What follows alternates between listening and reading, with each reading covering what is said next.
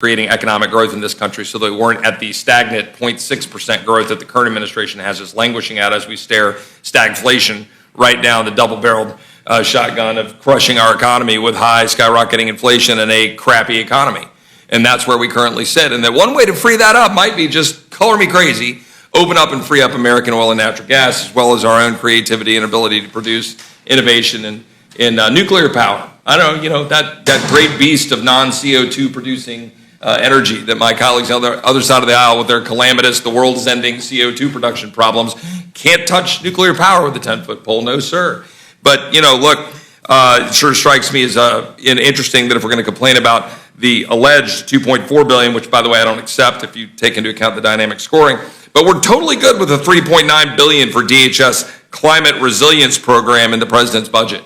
Let's just throw $3.9 billion at climate resilience when we can't even secure the border. Or $4.7 billion for the Southwest Border Contingency Fund to secure the border, which actually restricts it being able to be used to secure the border. It's just for housing and processing people. Or the $3.5 billion for a new FBI headquarters.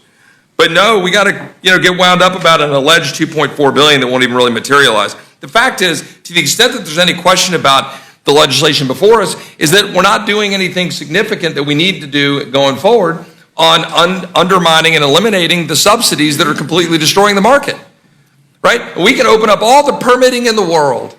We can open up the entire federal landscape to permitting. We can get rid of all these barriers to permitting. But as my colleagues on this side of the aisle understand, if you're subsidizing other forms of power at the expense of people wanting to invest their capital for oil and gas production, what are they going to do? They're going to go seek free money.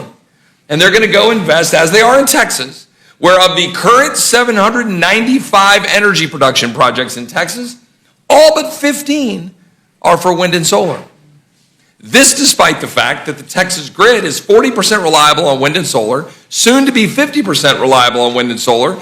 Texas is trying to figure out how to manage that and sustain a grid to actually be up, but yet they're battling the subsidies produced by Washington to pay people to produce unreliable energy. Unreliable energy that when the sun sets in July in Texas means a quarter of the grid just vanishes. Oh no, friends. I have bad news to share with you this evening. Based on the current inflation rate, economists are expecting that Social Security checks will only increase a small amount next year. This will be a big issue as millions of Americans rely on the program. Democrats are meeting to come up with a way to prevent a drastic decrease in monthly benefits. My dear friends, please make sure that you watch until the end of this video, especially if you are a Social Security beneficiary. Also, in 4 days, I will be announcing 2 winners for the Walmart gift card giveaways. If you'd like to enter the weekly giveaway, friends, all you have to do is click and like several of my videos. Make sure that you are subscribed to my channel and comment below the keyword of each video that you watch. The more videos that you watch and then comment on, the greater your chances, my friends, of winning the giveaways. For most retired Americans, Social Security is not just some check that comes in the mail, or it's not just a check that's deposited into their checking account once a month. Rather, it's a vital source of income that helps seniors and retirees make ends meet. The program is responsible for pulling nearly 23 million Americans out of poverty each year, 16.1 million of which are adults aged 65 and over. Since the year 2002, at least 80% of surveyed retirees have told National Pollster Gallup that their Social Security benefit is a major source of income. Because of the important role that Social Security plays in the financial well-being of seniors during retirement, there is arguably no event more anticipated than the program's annual cost of living adjustment. It's usually announced during the second week of October. Social Security's COLA is a raise the program passes along to beneficiaries most years to account for inflation, which is the rising cost of goods and services. A raise in the COLA represents an increase in benefits designed to match the rate of inflation and not to outpace it, which could happen with a more traditional raise from an employer. The program has had a consistent inflationary tether with the CPIW. The CPIW was a handful of major spending categories and a list of subcategories. These weightings are what allow the cost of living adjustments to be calculated. Social Security's COLA for the current year was historically high.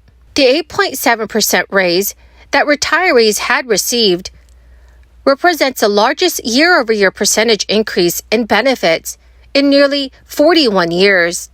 The average retiree has an increase to their monthly Social Security check of $146 in 2023, but a roughly 2% to 3% COLA would only equate to a more modest $37 to $55 boost per check in 2024.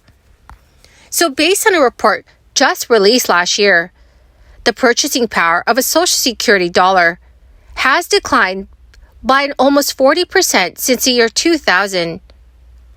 What $100 in Social Security income could buy in 2000 can now only purchase $60 worth of those same goods and services. Currently, lawmakers in the United States are considering changes to the entitlement programs, with some saying the country should raise the full retirement age. But lawmakers are on a deadline, with the trust funds that pay for retirement benefits on track to enter insolvency around the year 2032.